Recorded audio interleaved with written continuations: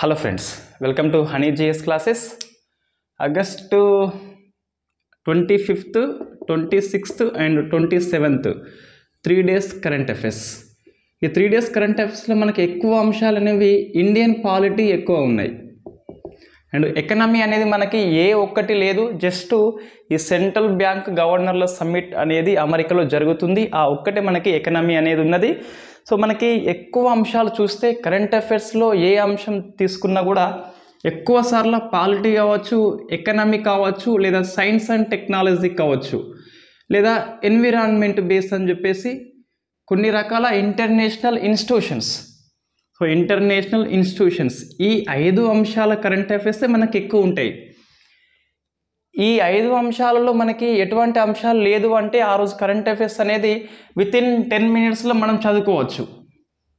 నీకు ఎప్పుడైతే బేసిక్స్ వస్తాయో అంటే నీకు పాలిటీ బేసిక్స్ తెలుసు, ఈ కరెంట్ అఫైర్స్ జస్ట్ ఏముంటుంది, దాని యొక్క అప్డేట్ ఉంటుంది. మనకి ఈ జార్ఖండ్ సీఎం హేమంత్ సోరెన్ అని చెప్పేసి మనకి వార్తల్లో వస్తుంది, డిస్క్వాలిఫై చేస్తాడు అని చెప్పేసి. నీకు ఎమ్మెల్యే యొక్క డిస్క్వాలిఫై చేస్తారు అని చెప్పేసి నీకు బేసిక్స్ తెలిస్తే ఆ న్యూస్లో ఏముంటుంది, జస్ట్ జార్ఖండ్ సీఎం పేరు గుర్తుపెట్టుకోవాలి, అంత సరిపోతుంది. Supreme court chief justice of India మనకి లలిత్ వస్తుండు, ఉమేష్ లలిత్ అని చెప్పేసి ఈరోజు వస్తుండు. సో మనకి సిజేఐ ఎవరిని నియమిస్తారు, ఎట్లా ప్రాసెస్ ఏంటి తెలిస్తే జస్ట్ పాలిటీ అప్డేట్ మాత్రమే ఉంటుంది. ఎకనామీ సెంట్రల్ బ్యాంక్ అనేది ఏంటి, ఆర్బీఐ అనేది ఏంటి నీకు తెలిస్తే గిట్ట, అమెరికా ఫెడ్ బ్యాంక్ అంటే ఏంటి తెలిస్తే ఇందులో మనకి ఏమి ఉండదు.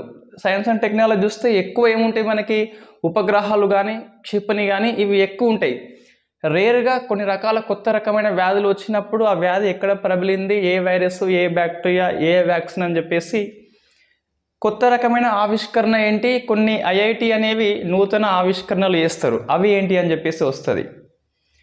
ఇంటర్నేషనల్ ఇన్స్టిట్యూషన్స్ అంటే మనకి ఈ G20 సమ్మిట్ కానీ, SCO సమ్మిట్ కానీ, లేదా G7 సమ్మిట్ కానీ, బ్రిక్స్ సమ్మిట్ అని చెప్పేసి ఇవి మనకి ఇక్కడ వస్తాయి. ఎక్కువ అంశాలు ఇవే ఉంటాయి. ఇవి కాకుండా మిగతా ఏ అంశం ఉన్నా కూడా అది మనం ఫ్యాక్ట్ బిట్గా తీసుకొని ఎక్స్ప్లెయిన్ చేస్తలేము.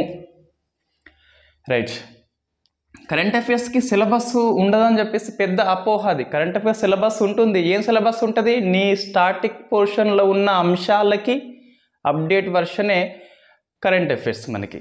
రైట్, ఫస్ట్ మనకి పాలిటీ చూస్తే ఏంటి వార్తల్లో ఉంది అంటే PMLA కేసు అని చెప్పేసి, ప్రివెన్షన్ మనీ లాండరింగ్ యాక్ట్ అని చెప్పేసి 2002లో తీసుకొస్తారు. దీని మీద దీని మీద రైట్స్ ఎవరికి ఉంటాయి, ఎన్ఫోర్స్మెంట్ డైరెక్టరేట్ అని చెప్పేసి ఈడీ అనేది సంస్థ PMLA కేసెస్ని డీల్ చేస్తుంది. ఇటీవల మన సుప్రీంకోర్టు అనేది Vijay Madan Lal case, so Vijay Madan Lal case versus union of ఇండియాలో 2022 కేసే ఈడీ యొక్క అన్ని రకాలని, PMLA యొక్క చట్టం యొక్క అన్ని అంశాలని సుప్రీంకోర్టు సమర్థించింది. బట్ మనకి మళ్ళీ సుప్రీంకోర్టు ఆల్రెడీ తీర్పు వచ్చేసింది, గుర్తుపెట్టుకోండి, ఆల్రెడీ తీర్పు వచ్చింది. తీర్పుని ఇప్పుడు ఏంటిది అంటే రివ్యూ చేస్తున్నారు మళ్ళీ సుప్రీంకోర్టే. సో మనకి కార్తి P చిదంబరం అని చెప్పేసి కాంగ్రెస్ ఎంపీ రివ్యూ పిటిషన్ వేసిండు, సుప్రీంకోర్టు టేకప్ చేసింది. ఈ బెంచ్ మనకి ఇన్ఫ్యాక్ట్ మాజీ chief justice of India NV రమణది. రైట్, ఏంటి ఇప్పుడు తీర్పును రివ్యూ చేస్తున్నారు. ఎవరు రివ్యూ చేస్తున్నారు, సుప్రీంకోర్టే చేస్తుంది. ఎవరి తీర్పుని, సుప్రీంకోర్టు తీర్పుని. ఇటువంటి ఆర్టికల్ రాజ్యాంగంలో ఉందా అంటే ఎస్ ఉన్నది. సుప్రీంకోర్టు తీర్పు వచ్చింది, బయట పడింది, ఆల్రెడీ మనం చదువుకున్నాము. అక్కడ PMLA అంటే ఏంటి, ఈడీ అంటే ఏంటి, అది ఎలా వచ్చిందని చెప్పేసి దేని కింద పనిచేస్తుంది మనంతా డిస్కస్ చేసినాం ఆల్రెడీ. ఇప్పుడేంటి జస్ట్ ఈ రివ్యూ పిటిషన్ మనకి ఎవరు వేసిండ్రు, కార్తి P చిదంబరము అని చెప్పేసి. సుప్రీంకోర్టు తన తీర్పుని తానే పునఃసమీక్ష చేసుకోవచ్చు. ఎక్కడ ఉంది రాజ్యాంగంలో అంటే 137 ఆర్టికల్లో ఉంది. సో 137 ఆర్టికల్ ప్రకారము రివ్యూ చేసుకునే అధికారం సుప్రీంకోర్టుకు ఉన్నది. సో దీని ప్రకారం తన తీర్పు తానే రివ్యూ చేసి వేరే తీర్పు ఇవ్వచ్చు, లేదా కొట్టిపడేయచ్చు పూర్తిగా. సో మనకి కొన్ని డౌట్స్ ఇక్కడ బేసిక్గా ఏమొస్తుందంటే, ఈ రివ్యూ ఎవరు చేస్తారు అంటే ఇన్ఫ్యాక్ట్ ఏదైతే బెంచ్ చేసిందో, ఏది PMLA 2002 విజయ్ మదన్ లాల్ కేసు ఉందిగా మనకి, ఈ 3 సభ్యులు ఉన్నారు కదా, ఆ 3 సభ్యులు ఎవరు చేసిందో మళ్ళీ వాళ్ళే చేస్తారు, మార్చరు, గుర్తుపెట్టుకోండి. సో మనకి సేమ్ బెంచ్ ఉంటుంది. కొన్ని మనకి స్టేట్మెంట్ రూపంలో ప్రశ్నలు వచ్చినప్పుడు సో రివ్యూ జడ్జిమెంట్లో బెంచ్ను మారుస్తారు అని చెప్పేసి మనకి తప్పుదో పట్టించే ప్రశ్న వస్తుంది. నెంబర్ 1 ట్రాప్ క్వశ్చన్ అది. సో మనకి ఈ సేమ్ బెంచ్ ఉంటుంది. మరి ఇంతకుముందు బెంచ్లో ఎన్వి రమణ లేడుగా అంటే అంతకుముందు బెంచ్లో ఉన్న వ్యక్తి రిటైర్డ్ అయ్యింది కాబట్టి సో మనకి ఎన్వి రమణ వచ్చిండు. మళ్ళీ ఏమైంది, ఎన్వి రమణ నిన్న మనకి రిటైర్ అయిపోయింది కాబట్టి ఇంకో కొత్త వ్యక్తి వస్తాడు. రిటైర్ కాకుంటే సేమ్ బెంచ్ అనేది ఉంటుంది. ఎస్, ఒకటేంటి సేమ్ బెంచ్ ఉంటుంది. రైట్. ఈ రివ్యూ జడ్జిమెంట్ అనేది ఇట్లా రివ్యూ వేసినప్పుడు వీళ్ళు బహిరంగ కోర్టుల్లో విచారణ చేయరు. జడ్జెస్ యొక్క వ్యక్తిగత ఛాంబర్లో వేస్తారు. సో మనకి పర్సనల్ ఛాంబర్లో వేస్తారు. పర్సనల్ ఛాంబర్లో మరి మన లాయర్స్ ఉంటారుగా, వాళ్ళ వాదన ఎలా వినిపిస్తారంటే ఓన్లీ సర్క్యులేషన్ అంటాం దీన్ని. అంటే పేపర్ ప్రింట్ చేసి సో ఇది ఇష్యూ ఉందని చెప్పేసి ఇది ఇష్యూ ఉందని చెప్పేసి చెప్తారు. సో ఆ ఇష్యూని వీళ్ళకి సబ్మిట్ చేస్తే వాళ్ళు రివ్యూ చేస్తారు తప్పించి బహిరంగ కోర్టులలో వాదన అనేది ఉండదు. రేర్గా ఉండదు, సరే ఎప్పుడో ఒకసారి ఉంటుంది, జనరల్గా ఉండదు, రేర్గా అనేది ఉంటుంది. ఈ కేసులో మనకి బహిరంగ విచారణ చేస్తాము అని చెప్పేసి ఒక 2 అంశాలు తీసుకుంటామని చెప్పేసి చెప్పింది. 2 అంశాలు ఏంటి అంటే ఫస్ట్ చూస్తే మనకి పోలీసు వాళ్ళు కేసు నమోదు చేస్తే ఎఫ్ఐఆర్ చేస్తారు. ఫస్ట్ ఇన్ఫర్మేషన్ రిపోర్ట్ అని చెప్పేసి పిలుస్తాం. వీళ్ళేం చేస్తారు అంటే ఈసీఐఆర్ చేస్తారు. ఎన్ఫోర్స్మెంట్ కేసు ఇన్ఫర్మేషన్ రిపోర్ట్ అని చెప్పేసి ఈసీఐఆర్ చేస్తారు.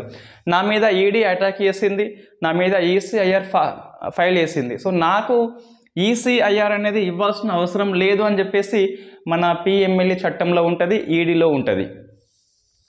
ఎఫ్ఐఆర్ కంపల్సరీ ఇవ్వాల్సి ఉంటుంది. అరెస్ట్ గల కారణాలు చెప్పాలి, నీ కేసు ఏంటి అని చెప్పేసి జిరాక్స్ కాపీ అడిగిన వాళ్ళు ఇవ్వాల్సి ఉంటుంది పోలీసులు. సో పోలీసులు ఈడీ ఒకటి కాదని చెప్పేసి ఈసీఐఆర్ అనేది అతనికి ఇవ్వాల్సిన అవసరం లేదని చెప్పేసి చట్టంలో ఉంటుంది. మనకి విజయ్ మదన్ లాల్ కేసులో సపోర్ట్ చేసింది. ఇది మేము రివ్యూ చేస్తామన్నది. ఇంకొకటి ఏంటిదంటే బర్డెన్ ఆఫ్ ప్రూఫ్. మన జనరల్గా ఇప్పుడు ఈడీ అనేది సమ్ ఎక్స్ పర్సన్ని, రాహుల్ గాంధీని అనుకోండి, సరే మళ్ళీ మనకి ఫ్యాన్స్ ఉంటే ఇబ్బంది అవుతుంది, నన్నే అనుకోండి.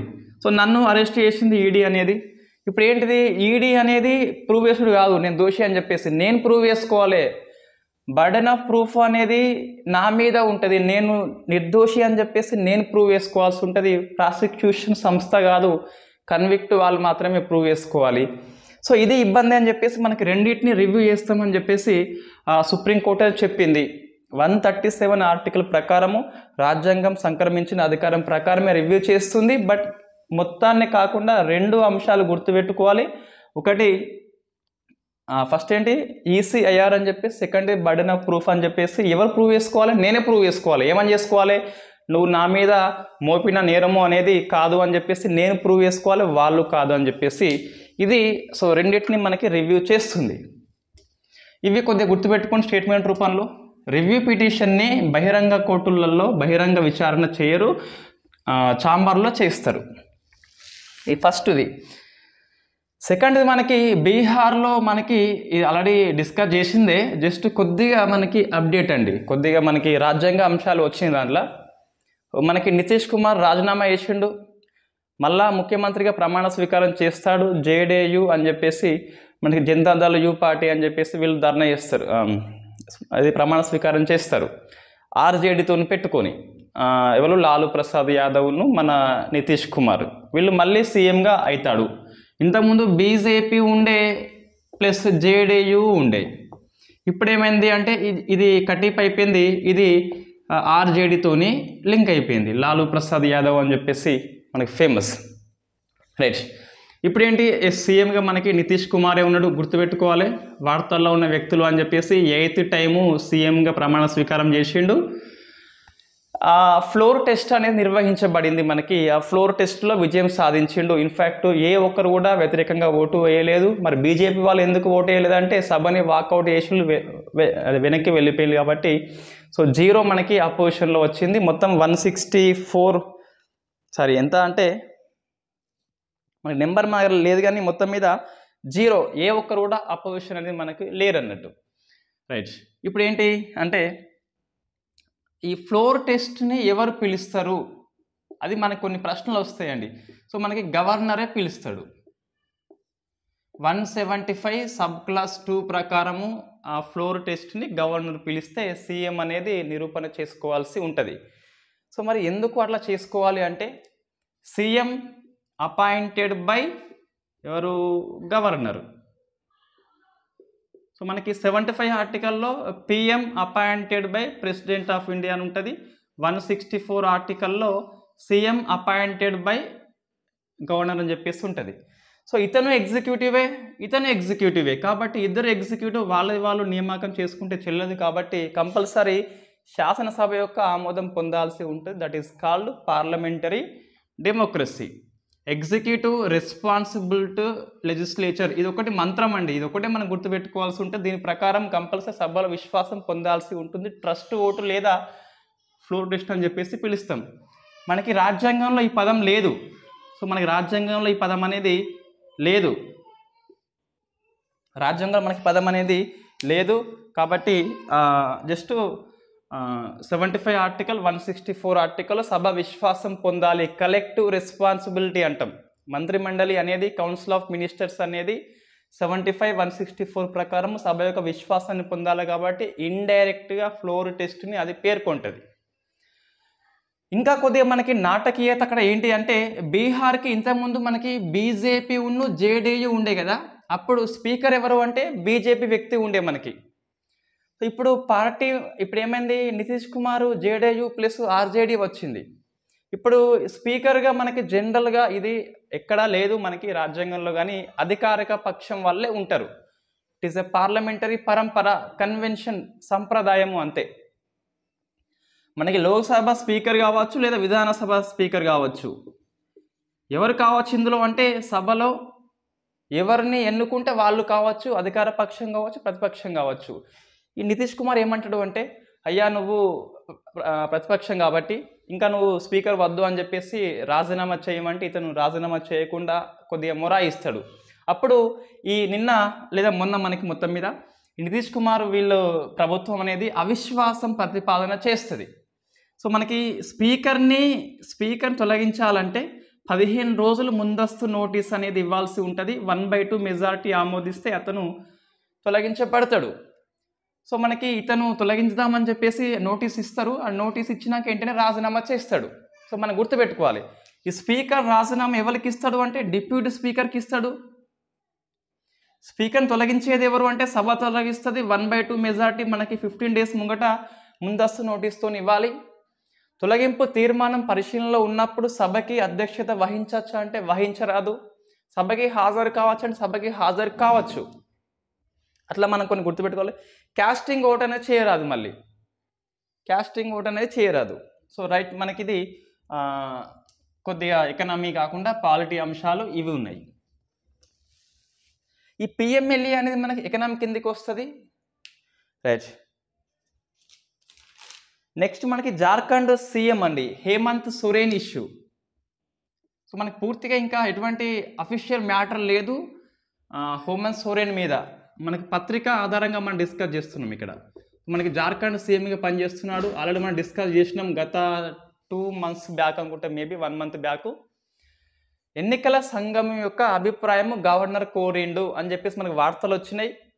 ఆఫీస్ ఆఫ్ ప్రాఫిట్ కింద అని చెప్పేసి లాభదాయక పదవి కలిగి ఉన్నాడు అని చెప్పేసి అప్పుడు మనం డిస్కస్ చేసినాం. సో ఇప్పుడేంటి అంటే ఎన్నికల సంఘము అనేది ఈ గవర్నర్కి తన అభిప్రాయాన్ని చెప్పింది. సో సీల్డ్ కవర్లో పంపింది. ఇంకా ఏమి ఉందని చెప్పేసి రాజ్ భవన్ యొక్క వర్గాలు మనకి వెల్లడించలేదు. కాబట్టి ఈరోజు సాయంత్రం కల్లా మేబీ తెలుస్తుంది మనకి. ఇది ఎందుకు ఇదంతా అవసరం లేదని జస్ట్ ఈ ఎమ్మెల్యే యొక్క డిస్క్వాలిఫై, ఇక్కడ సీఎం గురించి అని చెప్పేది. హేమంత్ సోరెన్ ఎవరు, జార్ఖండ్ సీఎం. ఆరోపణ ఏంటి అంటే ఇతని మీద, ఇతను గనుల శాఖ మంత్రిగా ఉన్నప్పుడు తన పేరు మీదుగా కొన్ని గనులు కేటాయించుకున్నాడు. అంటే ఏంది, ప్రభుత్వ వ్యక్తి. సో మనకి ప్రభుత్వ కాంట్రాక్టు పొందద్దు. జనరల్గా ఒక ప్రజాప్రతినిధి అనేది ప్రభుత్వ కాంట్రాక్ట్ మనకి పొందద్దు జనరల్గా. ఈ 1951 రిప్రజెంటేటివ్ ఆఫ్ పీపుల్స్ యాక్ట్లో సెక్షన్ 9A ఉంటుంది. దీని ప్రకారము ఎగ్జిక్యూటివ్ అయినటువంటి మినిస్టర్ అనేది ప్రభుత్వ కాంట్రాక్టు పొందద్దు అని చెప్పేసి, అది ఆఫీస్ ఆఫ్ ప్రాఫిట్ కిందికి వస్తుందని చెప్పేసి ఉంటుంది. ఇతను పొందిండు కాబట్టి ఎన్నికల సంఘం యొక్క అభిప్రాయం అనేది గవర్నర్ కోరిండు. సో గవర్నర్కి ఎన్నికల సంఘం అభిప్రాయం ఇచ్చింది. గవర్నర్ డిస్క్వాలిఫై చేస్తారు అనుకోండి. ఒకవేళ డిస్క్వాలిఫై చేస్తే అంటే ఎన్నికల సంఘం యొక్క ఒపీనియన్ని కంపల్సరీ గవర్నర్ లేదా రాష్ట్రపతి పాటించాల్సి ఉంటుంది. It is a mandatory, compulsory పాటించాల్సి ఉంటుంది. డిస్క్వాలిఫై చేసిండు అంటే ఏమైంది, ఇప్పుడు ఎమ్మెల్యేగా పదవి పోయింది. సో మనకి సీఎంగా కంపల్సరీ అతను రాజీనామా చేయాల్సిందే. కానీ ఒకటి గుర్తుపెట్టుకోండి, సభా సభ్యత్వం లేకపోయినా 6 months వరకు మనము మంత్రిగా కొనసాగించవచ్చు. సో కొద్దిగా ఇది రాజ్యాంగ సంబంధ ప్రశ్నని లేవనెత్తుతుంది. ఏంటి, ఇతను డిస్క్వాలిఫై అయ్యేది దేనికి, సీఎంకి కాదు, కేవలం సభా సభ్యుడిగా డిస్క్వాలిఫై చేస్తే చేయవచ్చు గవర్నర్. అతని రైట్స్ ఉన్నాయి. అతనికి మనకి రైట్స్ అనేవి అతనికి ఉన్నాయి. కానీ ఇక్కడ ఏంటి మనకి అంటే కాంట్రవర్షియల్ ఇష్యూ, ఇతను సీఎంగా కొనసాగించవచ్చా అంటే దాదాపు కొనసాగవచ్చు. సీఎంగా రాజీనామా చేస్తే చేయవచ్చు, ఏమవుతుంది, మళ్ళీ 6 months లోపల ఎమ్మెల్యేగా అతను ఎన్నిక కావచ్చు కదా. ఎట్లా కావచ్చు అంటే ఇన్ఫ్యాక్ట్ ఈయన నియోజకవర్గం ఖాళీ అయింది, డిస్క్వాలిఫై అయింది కాబట్టి మళ్ళీ పోటీ చేయవచ్చు. పోటీ చేయొద్దు అని ఎక్కడా లేదు మనకి. సో ఇది కొద్దిగా మనము గమనించాలి. సో సీఎంగా మేబీ రాజీనామా చేస్తాడు, నైతిక బాధ్యత వహించి మళ్ళీ పోటీ చేసి చేయవచ్చు. మరి ఇలా ప్రభుత్వం పడిపోతుందంటే పడిపోదు, ఎందుకంటే మనకి మెజార్టీ. ఇప్పుడు సీఎం రాజీనామా చేస్తే కౌన్సిల్ ఆఫ్ మినిస్టర్స్ మొత్తం రాజీనామా చేసినట్టే. స్విమ్ అండ్ సింక్ పాలసీ అంటాం. స్విమ్ అండ్ సింక్ పాలసీ అంటే ఏంటి, మనకి పాలసీ అంటే మునిగినా లేదా తేలినా అందరూ కలిసికట్టుగానే వాళ్ళు పోతారు వస్తారు. ముఖ్యమంత్రి రాజీనామా అంటే మంత్రిమండలి మొత్తం రాజీనామా చేసినట్టు. ఎందుకు, వాళ్ళు వచ్చింది ఇతనితోనే, ఈయన సిఫార్సు చేస్తేనే గవర్నర్ అపాయింట్మెంట్ చేసిండు, ఆయన లేడు కాబట్టి వీళ్ళు ఎక్కడదని చెప్పేసి దాదాపు రాజీనామా చేస్తారు అందరూ. మళ్ళీ వీళ్ళ పార్టీ అనేది మళ్ళీ ఏమవుతుంది, సభలో విశ్వాసం పొందితే అయిపోతుంది. ఎలక్షన్స్ రావు, వీళ్ళ పార్టీ దాదాపు పడిపోదు. ఎవరైనా ఎమ్మెల్యే గిట్ట పార్టీ ఫిరాయిస్తే తప్పించి వీళ్ళ పార్టీ పడిపోదు, మళ్ళీ వీళ్ళే వస్తారు, మళ్ళీ ఆయన సీఎం కావచ్చు. It is very possible in Indian democracy, right. Disqualify మనకి చేసేది ఎవరు అంటే ఇన్ఫ్యాక్ట్ పార్టీ ఫిరాయింపు అన్నప్పుడు కాకుండా మిగతా టైంలో మనకి గవర్నర్ చేస్తాడు. పార్టీ ఫిరాయించినప్పుడు స్పీకర్ చేస్తాడు, సభ అధ్యక్షుడు స్పీకర్ చేస్తాడు, విధానసభ కాబట్టి. పార్టీ ఫిరాయిస్తే, పార్టీ ఫిరాయింపు కాగానే స్పీకర్ వెంటనే డిస్క్వాలిఫై చేయడు.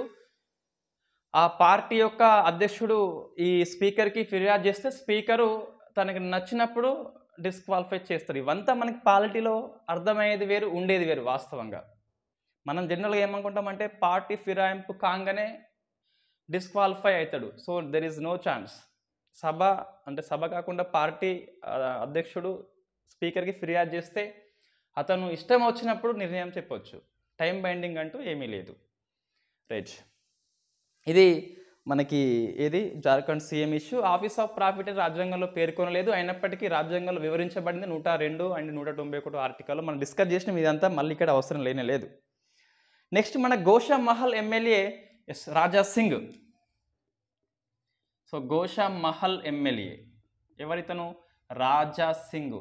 సో మన రాజా సింగ్ పీడీ యాక్ట్ కింద అరెస్ట్ అయ్యిండు. ఇన్ఫ్యాక్ట్ రికార్డ్ ఇది, ఫస్ట్ ఎమ్మెల్యే ఏం కాదు, కానీ తెలుగు రాష్ట్రాల్లో చూస్తే మనకు పేపర్లో వచ్చిన వార్తలు బట్టి అయితే ఈయన ఫస్ట్ ఎమ్మెల్యే. మన ఉమ్మడి ఏపీ తీసుకున్నా కూడా first MLA preventive detention act కింద 1950లో వచ్చింది ఇది. దీని కింద అరెస్ట్ అయిన వ్యక్తి Gosha Mahal MLA Raja Singh, BJP party అభ్యర్థి. సో ఎందుకు అరెస్ట్ అయ్యిందంటే మనకి 2 కారణాలు ఉన్నాయి. ఒకటి చూస్తే ఫస్ట్ అయితే ఇతను ఏదో వీడియోలో మొత్తం మీద యూట్యూబ్ వీడియోనట ఈ ప్రవక్తని కించపరుస్తూ వ్యాఖ్యలు చేసిండు కాబట్టి అరెస్ట్ చేసిండు. మళ్ళీ బెయిల్ వచ్చింది, మళ్ళా ప్రసంగిస్తా అని చెప్పేసి చెప్పిండు కాబట్టి. సో మనకి ఈ ప్రసంగం వల్ల పబ్లిక్ ఆర్డర్కి డిస్టర్బెన్స్ కాబట్టి పీడీ అంటే ఏంది, ప్రివెంటివ్ అంటున్నా. సో ప్రివెంటివ్ డిటెన్షన్ అంటున్నా. ఇది అరెస్ట్ కాదండి, ఇది అరెస్ట్ లాంటిదే కానీ ఇది క్రైమ్ కాదు. మళ్ళా ఈయన ఎమ్మెల్యే పదవి ఏం పోదు, గుర్తుపెట్టుకోండి. సో ఎమ్మెల్యే పదవి పోదు. దీనికి ఎక్స్ప్లెనేషన్ ఏం అవసరం అంటే ఎమ్మెల్యే పదవి ఎందుకు పోదు, ఇట్ ఇస్ నాట్ క్రైమ్. ఏమంటున్నావు, ప్రివెంటివ్, నేరం చేస్తాడు అని నువ్వు భావించి ఎగ్జిక్యూటివ్ అయిన నువ్వు భావించి, పోలీసు వాళ్ళు భావిస్తారు, గవర్నమెంట్ భావిస్తుంది, భావించి ప్రివెంటివ్ నిరోధిస్తున్నాం మనము. దీన్ని నేరం చేయకుండా నిర్బంధం చేస్తున్నాం మనము, అంటే అరెస్ట్ చేస్తున్నాము. నేరం చేయకుండా ముందస్తు ఊహాగణాలతో మనము నేరం చేస్తాడు అని చెప్పేసి పబ్లిక్ ఆర్డర్కి, సెక్యూరిటీ ఆఫ్ ది స్టేట్ అని చెప్పేసి మన రాష్ట్రం యొక్క రక్షణకి ఇబ్బంది అవుతుందని మనం భావించి అరెస్ట్ చేస్తున్నాం. కాబట్టి ఇది క్రైమ్ కింద, ఇట్ ఈస్ నాట్ క్రైమ్. మనకు ఒక ఇంగ్లీష్ వర్డ్ ఉంటుంది. ఆ ఇంగ్లీష్ వర్డ్ ఏంటిదంటే సుప్రీంకోర్టు తీర్పులో చెప్పింది not committed crime, threat to public order అట. అంటే పబ్లిక్ ఆర్డర్కి ఇబ్బంది అని చెప్పేసి మనం చెప్తున్న నాట్ క్రిమినల్ క్రైమ్ ఇది. కాబట్టి ఎమ్మెల్యే యొక్క పదవి పోనే పోదు అతనిది. అరెస్ట్ చేసినాక గరిష్టంగా ఎన్నేళ్ళు మనం అంటే 3 months వరకు పెట్టచ్చు. ఎటువంటి కారణం లేకుండా పబ్లిక్ ఆర్డర్ థ్రెట్ అని చెప్పేసి 3 months వరకు పెట్టచ్చు. ఈయన హైకోర్టుకు వెళ్తే గిట్ట ఇన్ఫ్యాక్ట్ హైకోర్టు అనేది ఎస్ ఇది నిర్బంధం ఓకే, థ్రెట్ ఉందని భావిస్తే 3 months వరకు ఉండొచ్చు. 3 months కంటే ఎక్కువ పొడిగించాలంటే అడ్వైజరీ బోర్డ్ అండి. సో అడ్వైజరీ బోర్డ్ అని చెప్పేసి ఉంటుంది, అడ్వైజరీ బోర్డ్ అని చెప్పేసి ఉంటుంది, అడ్వైజరీ బోర్డ్ అని చెప్పేసి ఉంటుంది. ఈ అడ్వైజరీ బోర్డ్ అనేది మనకి సజెస్ట్ చేస్తే 1 year వరకు గరిష్టంగా మనం అతన్ని నిర్బంధంగా ఉంచవచ్చు. ఇప్పుడు మనం ఏమర్థమైందంటే పీడీ యాక్ట్ అంటే ఏంటంటే నేరం చేయకముందే మనకి ఆర్టికల్ నెంబర్ 22లో ఉంటుంది.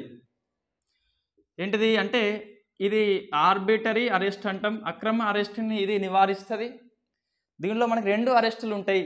ఒకటి ప్యూనిటివ్ అరెస్ట్ అంటాం, అంటే నువ్వు నేరం చేసినావు, పోలీస్ పట్టుకున్నాడు, కోర్టులో 24 hours లోపల సబ్మిట్ చేసిండు, ఆ ప్రయాణ కాలము విడిచిపెట్టి ఆ కోర్టు తీర్పు చెప్పింది, నువ్వు తప్పు చేసినావు అన్నాక గిల్టీ అయినాక నువ్వు కంపల్సరీ జైల్లో పోతావు. ఆఫ్టర్ క్రైమ్ ఇదేంటి ప్రివెంటివ్ అంటే క్రైమ్ చేయకముందే అరెస్ట్ చేయడం అని చెప్పేసి. దీని కింద మనకి అరెస్ట్ అయితే గిట్ట 24 hours లోపల హేబియస్ కార్పస్ అని చెప్పేసి నీకు వర్తించదు. ఇది పీడీ యాక్ట్ కింద గిట్ట అరెస్ట్ అయితే. మన ఫేమస్ కేసు ఉంటుంది ఏకే గోపాలన్ అని చెప్పేసి, మనకి ఇక్కడ మళ్ళీ అవసరం లేదు, ఇదంతా పెద్దగా అవుతుంది కానీ. సో ఏకే గోపాలన్ కేసు ఏంటి అంటే ఈయన కమ్యూనిస్టు వ్యక్తి, మద్రాస్ ప్రభుత్వం అనేది అరెస్ట్ చేస్తుంది, కోర్టుకి వెళ్తాడు, నన్ను నిర్బంధించారు, పీడీ యాక్ట్ చెల్లదని చెప్పేసి కోర్టుకి వెళ్తే కోర్టు పీడీ యాక్ట్ని సమర్థించింది ఈ గోపాలన్ కేసులో. కొద్దిగా ఈ మేనకా గాంధీ కేసు అని ఉంటుంది, అక్కడ కొద్దిగా మనకి ఎక్కువ వస్తుంది. సో మనం నెంబర్ ఆఫ్ టైం డిస్కస్ చేసినాం. ప్రొసీజర్ ఎస్టాబ్లిష్డ్ బై లా అని చెప్పేసి, డ్యూ ప్రాసెస్ ఆఫ్ లా అని చెప్పేసి ఉంటుంది. ఏకే గోపాలన్ కేసులో సుప్రీంకోర్టు అనేది ప్రొసీజర్ ఎస్టాబ్లిష్డ్ బై లాకి స్టిక్ అయిపోయింది. చట్టం ఉంది, చట్టం ప్రకారం చేసినారా లేదా అని చెప్పేసి చూస్తుంది. పీడీ యాక్ట్ ఉన్నది, పీడీ యాక్ట్లో ప్రొవిజన్ ఉన్నది, దాని ప్రకారం చేసినారా లేదా చూస్తే అది ప్రొసీజర్ ఎస్టాబ్లిష్డ్ బై లా అంటాం. దెర్ ఈజ్ ఏ ప్రొసీజర్, అది ఎస్టాబ్లిష్డ్ బై ఉన్నది అని చెప్పేసి చూస్తుంది. ఇదేంటి డ్యూ ప్రాసెస్ ఆఫ్ లా అంటే చట్ట ప్రకారం చేసినారా అని కాకుండా చట్టాన్నే తరిచి చూస్తుంది. అది మేనకా గాంధీ కేసు అని చెప్పేసి మనకు కొత్త సిద్ధాంతం అనేది పుట్టుకొచ్చింది, జపాన్ నుంచి మనకి వస్తుంది. సరే ఇది మనకి ఇక్కడ అవసరం లేదు. నెక్స్ట్ మనకి ఎన్ని మంత్స్ అంటే 3 months అని చెప్పేసి చెప్పినాం కదా. ఇది 44th కాన్స్టిట్యూషనల్ అమెండ్మెంట్ యాక్ట్ అని చెప్పేసి ఉన్నది, మనకి 1978లో వేస్తారు. సో దీని ప్రకారం ఏంటి అంటే 2 months, కానీ దీన్ని అమలు చేయలేదు కాబట్టి 3 months మనం ఆన్సర్ పెట్టాల్సి ఉంటుంది. పర్టికులర్గా ప్రశ్న మన పర్టికులర్గా వచ్చింది అనుకుంటే మళ్ళీ మీరు కన్ఫ్యూజ్ అవ్వద్దు. ఏంటిది 3 months మనకి ఫస్ట్ టైం అయితే 44 సవరణ 2 months చేసింది కానీ సవరణను అమలు చేయలేదు. దీనికి కంపల్సరీ ఎన్ఫోర్స్మెంట్ డేట్ అనేది ఒకటి వస్తుంది కదా, ఆ డేట్ మనకి ఇవ్వలే కాబట్టి దీనికోసం స్పెషల్గా ఇవ్వాల్సి ఉంటుంది. చట్టం అనేది చేసినాక ఈ రోజు నుంచి అమల్లోకి వస్తాను చెప్పాల్సి ఉంటుంది. ఆ డేట్ చెప్పలే కాబట్టి ఇది మనకి డెడ్ లెటర్గా ఉండిపోయింది ఇప్పటికి కూడా. కానీ మనకి ఆప్షన్లో గిట్ట పీడీ యాక్ట్కి 44 సవరణ చేసి 2 months కుదించారు అంటే ఎస్ ఇట్ ఈస్ 100% కరెక్ట్. మీరు కావాలంటే గూగుల్ సెర్చ్ చేసుకోవచ్చు. ఇట్లా ఏ పుస్తకం లేదుగా అంటే ఎస్ మనకి ఎన్సీఆర్టీ పుస్తకంలో ఉంది కాబట్టి ఇది కాన్స్టిట్యూషన్ ఎట్ వర్క్ అని చెప్పేసి 11th standard బుక్ ఉంటుంది, అందులో మనకి ఉంటుంది. ఎస్ నేను గూగుల్ సెర్చ్ చేసిన 2 months అని చెప్పేసి ఉన్నది. మరి ఆన్సర్లో 3 months అని ఉంటాయి గిట్ట, ఎస్ 3 months పెట్టాలి. ఇది సవరణ మెన్షన్ చేసి 2 months అని చేస్తే ఎస్ ఇది కరెక్టే ఆన్సర్, ఇది కరెక్టే మనకి రైట్. దాన్ని ఇంప్లిమెంట్ చేయలేదు. నెక్స్ట్ మనకి పెగాసస్ కేసు అనేది వార్తల్లో ఉంది. మరి మళ్ళీ మనం డిస్కస్ చేసినాము ఈ డిస్కస్ చేసినామంటే ఇది నిజంగా చేసినామంటే 100% మనం చేసి ఉన్నాం ఆల్రెడీ. ఏంటిది అంటే ఒక ఇజ్రాయిల్ యొక్క స్పైవేర్ అది, ఇజ్రాయిల్ యొక్క స్పైవేర్ అది. సో ఒకటి మాల్స్వేర్ అని చెప్పేసి పిలుస్తాం కదా, మనకి మొబైల్ ఉంటుంది కదా, ఇది మొబైల్ అనుకోండి, జస్ట్ మనం ఇట్లా క్లిక్ చేస్తేనేమో వైరస్ అనేది అటాక్ చేస్తుంది అన్ని స్పైవేర్లలో. ఈ పెగాసస్ అని చెప్పేసి వాస్తవంగా ఇది క్లిక్ చేయకుండా నీకు ఫోన్ చేస్తే ఆటోమేటిక్గా ఫోన్ ద్వారా నీకు మెసేజ్ చేస్తే మెసేజ్ ద్వారా మన ఫోన్లో ఇన్బుల్ట్ అయిపోతుంది. దీన్ని ఏమంటాం, జీరో క్లిక్ అటాక్ అంటాం. సో ఈ పెగాసస్ అనేది ఇజ్రాయెల్ సంస్థ ఎన్ఎస్ఓ అని చెప్పేసి సంస్థ ఉంటుంది. ఇది ఇజ్రాయెల్ యొక్క రక్షణ కోసం రూపొందించింది, అన్ని రకాల ప్రభుత్వ సంస్థలకు మాత్రమే అమ్ముతుంది. నీవ్, షాలివ్, ఒమ్రి అని చెప్పేసి మనకి ముగ్గురు ఉంటారు, ఆ ముగ్గురు వీళ్ళు తయారు చేస్తారు. అది ఇండియా కొనుక్కుంది అని చెప్పేసి కొంతమంది మీద, జర్నలిస్టుల మీద, వాళ్ళ మీద, వీళ్ళ మీద ప్రయోగం అని చెప్పేసి మనకి వార్తలు వస్తే సుప్రీంకోర్టు కేసు దర్యాప్తు చేసి ఒక కమిటీ విధించింది. ఇక మనకి 2 కమిటీలు గుర్తుపెట్టుకోవాలి. ఒకటేమో సుప్రీంకోర్టు అనేది పర్యవేక్షణ కమిటీ నియమించింది, ఒకటి సాంకేతిక కమిటీ, టెక్నికల్ కమిటీ. ఎందుకు ఇది స్పైవేర్ కాబట్టి, టెక్నాలజీ అంశం కాబట్టి టెక్నికల్గా తెలిసిన వాళ్ళకే నియమిస్తుంది.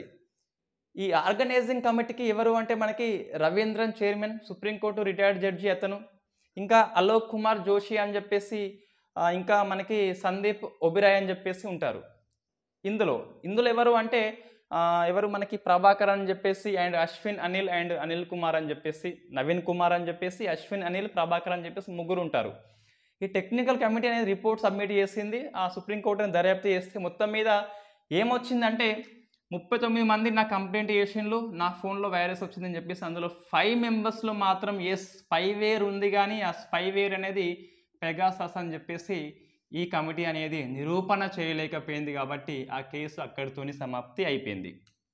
ఏంటిది మనకి కమిటీ రిపోర్ట్ ఏంటి అంటే 5 మొబైల్స్లో వీళ్ళు ఫైండ్ అవుట్ చేసిండ్రు స్పైవేర్ ఉంది, మాల్స్వేర్ ఉంది అని చెప్పేసి. అది పెగాసస్ అని చెప్పేసి వీళ్ళు కనిపెట్టలేకపోయింది. కాబట్టి so there is no Pegasus in India, ఇది మనకి clarify. Right, next NV Ramana మనకి విరమణ చేసిండు కదా, ఆ ఎన్వి రమణ మీద మనకి ఒక క్లాస్ మనం చేస్తాం. కానీ సో కొద్దిగా మనకి ఏంటిది అంటే ఆయన పోతూ ఒకటి సుప్రీంకోర్టులో ఒకటి లైవ్ స్ట్రీమింగ్ అనేది కండక్ట్ చేసిండు. సుప్రీంకోర్టు యొక్క కేసు విచారణ అనేది తన బెంచ్కి వచ్చినప్పుడు ఆ బెంచ్ అనేది లైవ్ స్ట్రీమింగ్ తొలిసారిగా సుప్రీంకోర్టు హిస్టరీలోనే తొలిసారిగా, నేను ఇండియన్ యొక్క జ్యుడిషియరీ హిస్టరీ అంటలేను నేను, అంటే హైకోర్టు కొన్ని ఫాలో అవుతున్నాయి, సుప్రీంకోర్టు యొక్క హిస్టరీ మొత్తంలోనే తొలిసారిగా లైవ్ స్ట్రీమింగ్ అనేది చేపట్టింది ఎవరు అంటే ఇన్ఫ్యాక్ట్ మన ఎన్వి రమణ, మాజీ chief justice of India NV Ramana యొక్క బెంచ్ అనేది ఫస్ట్ టైం లైవ్ని కండక్ట్ చేసింది. నేషనల్ ఇన్ఫర్మేటిక్స్ సెంటర్ దీని యొక్క వెబ్సైట్ ద్వారా ఇది లైవ్ మనకి కనిపించింది, మనం చూసినాం ఆల్రెడీ. రైట్, ఇది ఇతను ఆల్రెడీ విరమణ చేసినాక మనకి నెక్స్ట్ ఎవరు వచ్చిందంటే లలిత్ అని చెప్పేసి మనకి 49th chief justice of India. Maybe ఈరోజు ప్రమాణ స్వీకారం చేస్తుండు, కొద్దిగా డేట్ గుర్తుపెట్టుకోండి. మనకి ట్రెండ్ ఏంటి అంటే పెద్ద మనుషులు ప్రమాణ స్వీకారం చేసినప్పుడు ఆ డేట్ మనకి వస్తుంది. కాబట్టి సో మనకి డేట్ ఆగస్ట్ 27th కాబట్టి ఈరోజు మనకి గుర్తుపెట్టుకోవాలి 49th లలిత్. రైట్, ఇతను ఎన్వి రమణ చూస్తే ఇన్ఫ్యాక్ట్ 2వ తెలుగు వ్యక్తి, రాష్ట్రపతిని ప్రమాణ స్వీకారం చేసిన తొలి వ్యక్తి ఎవరు అంటే ఇతనే, మన తెలుగు వ్యక్తి. సుబ్బారావు మరి ఇంతకుముందు ఉండే కానీ అతను ప్రమాణ స్వీకారం చేయించలేదు, ఆ టైంలో రాష్ట్రపతి ఎవరు కొత్తగా రాలేదు కావచ్చు. ఇప్పుడేంటి నెక్స్ట్ ఇంకా కొన్ని అంటే ఇది లైవ్ అని చెప్పేసి మనకి ఇది కొత్త అంశం ఏం కాదు. 2018లో సుప్రీంకోర్టు అనేది ఏ కేసులో అంటే మనకి ఆ ఫేమస్ కేసు ఉంటుంది Swapnil Tripathi versus supreme court of India అని చెప్పేసి. So Swapnil Tripathi versus supreme court of India కేసులో కొన్ని మినహాయింపు తప్పించి అన్ని కేసులు లైవ్ చేయాలి. కొన్ని కేసులు ఏంటి అంటే వర్గాల మధ్య వైషమ్యాలు పెంచేటి, దేశ రక్షణ ఇన్వాల్వ్ అయితే గిట్ట, లైంగిక ఆరోపణలు, చిన్నపిల్లల కేసులు కానీ వైవాహిక కేసులు లాంటివి ఉంటే తప్పించి చాలా అంశాలు లైవ్లో ఇవ్వాలని చెప్పేసి స్వప్నిల్ త్రిపాఠి కేసులో తొలిసారిగా సుప్రీంకోర్టు తీర్పు చెప్పింది. మరి దీన్ని ఆచరణలో పెట్టలేదు ఇన్ని రోజులు, ఎవరు సుప్రీంకోర్టు పెట్టలే కానీ హైకోర్టు పెట్టింది. మరి సో ఫస్ట్ మనకి యూట్యూబ్ ఛానల్స్ ఉన్నాయి మనకి కొన్ని హైకోర్ట్స్కి. ఫస్ట్ ఎవరు అంటే మనకి గుజరాత్ స్టేట్ అనేది తొలిసారిగా లైవ్ ప్రొసీడింగ్ అనేది కండక్ట్ చేసింది. రెండవ రాష్ట్రం ఏంటి మనకి కర్ణాటక అనేది వార్తల్లో వచ్చింది. మూడో రాష్ట్రం ఏంటి మనకి ఒడిశా అని చెప్పేసి ఈ మూడింటికి మనకి యూట్యూబ్ ఛానల్స్ అనేవి ఉన్నాయి. రోజు కేసెస్ అనేది లైవ్ ప్రొసీడింగ్ అనేది వాళ్ళు ఇస్తారు. సరే కొన్ని అంశాలు మనకి ఏంటి లైంగిక అంశాలు కానీ లేదా వైవాహిక అంశాలు కానీ రాష్ట్రం సంబంధించినటువంటి మత అంశాలు కొన్ని సెన్సిటివ్ ఇష్యూస్ తప్పించి చాలా వరకు లైవ్ అయితే 3 స్టేట్స్ ఇస్తున్నాయి. ఇది మనం గుర్తుపెట్టుకోండి. నెక్స్ట్ ఇది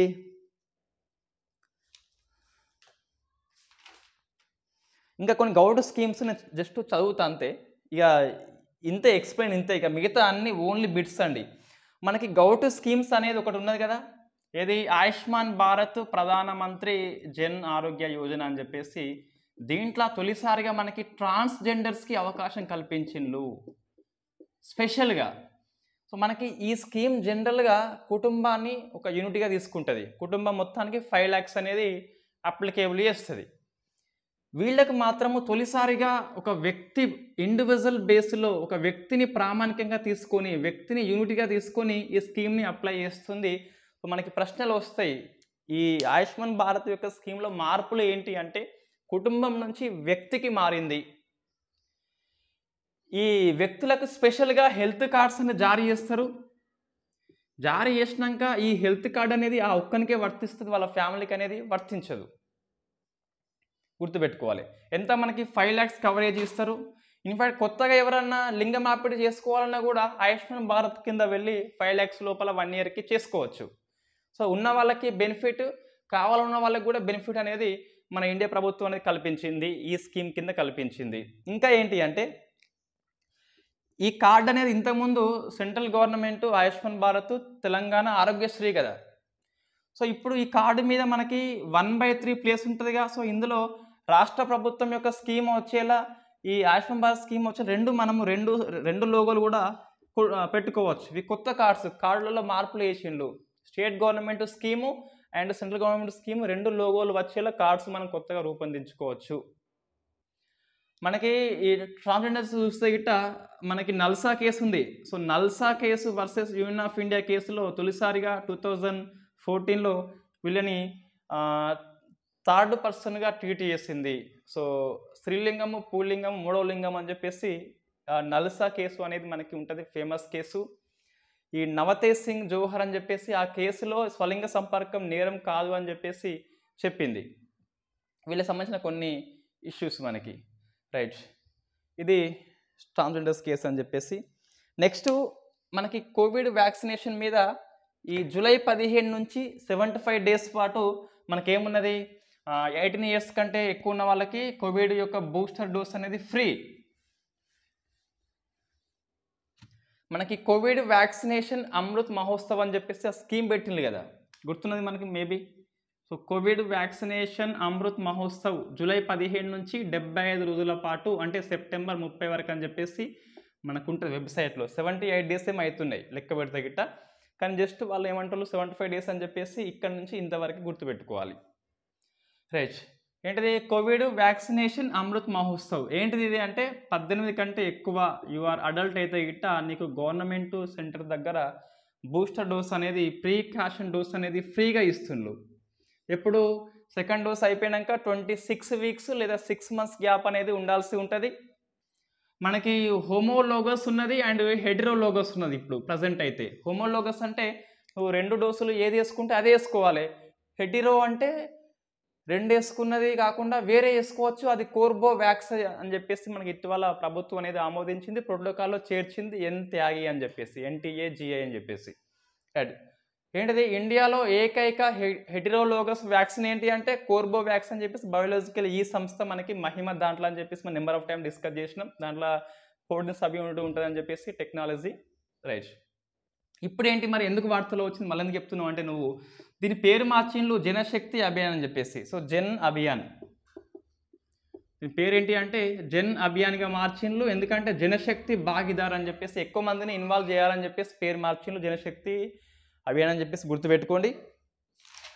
నెక్స్ట్ ఇందు మల్హోత్రా కమిటీ మనకి వార్తల్లో వచ్చింది, డిస్కస్ చేసినాం ఆల్రెడీ. ప్రధానమంత్రి అనేది పంజాబ్కి పోయినప్పుడు అతని యొక్క సెక్యూరిటీ ఇష్యూ అనేది వార్తల్లో వచ్చింది కదా.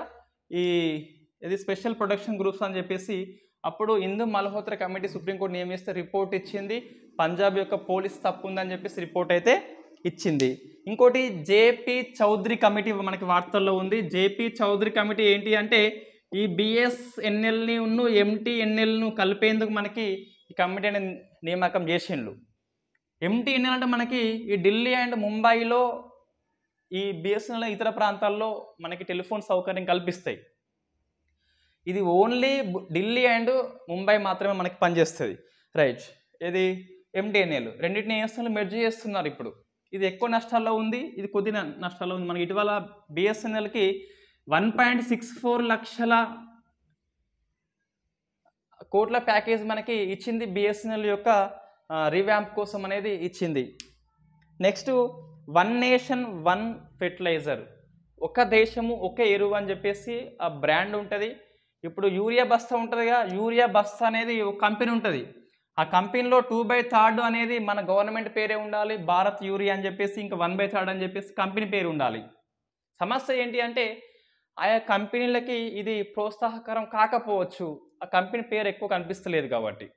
ఇంకో గవర్నమెంట్కి నష్టం ఏంటిదంటే యూరియా కానీ లేకుంటే డిఏపి కానీ ఏదన్నా మోనో కానీ ఏదన్నా కల్తీ వస్తే ఇప్పుడు గవర్నమెంట్ మీదకే పోతుంది పేరు.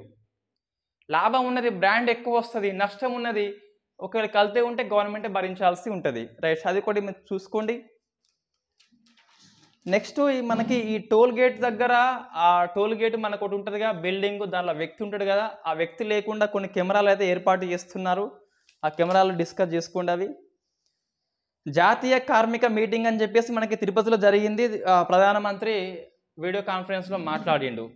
ఏంటిదంటే వర్క్ ఫ్రమ్ హోమ్ని ఎంకరేజ్ చేయాలి, ఉమెన్ వర్క్ ఫోర్స్ని ఎక్కువ ఎంకరేజ్ చేయాలని చెప్పేసి, నారీ శక్తి అని చెప్పేసి చెప్పిండు. స్టాక్హోమ్ వాటర్ సదస్సు మనం డిస్కస్ చేసినాం ఆల్రెడీ నిన్న క్లాసులో. ఈ సైన్స్ అండ్ టెక్నాలజీలో దాదాపుగా అన్ని అంశాలు 1 వర్డ్ ఆన్సర్ ఉన్నాయండి. నేను రాసిన, మీరు చదువుకోండి.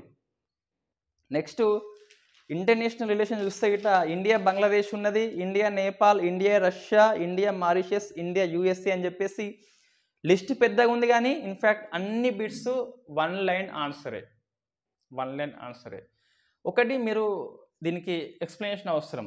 ఏంటిదంటే రష్యా ఇండియా ఏంటి అంటే యుఎన్ సెక్యూరిటీ కౌన్సిల్ అనేది ఈ ఆగస్ట్ 24 నాడు మనకి ఉక్రెయిన్కి స్వతంత్రం వచ్చింది కాబట్టి ఉక్రెయిన్లో సిచ్యువేషన్ ఎలా ఉంది అని చెప్పేసి ఈ సెక్యూరిటీ కౌన్సిల్ ఒక మీటింగ్ కండక్ట్ చేసింది.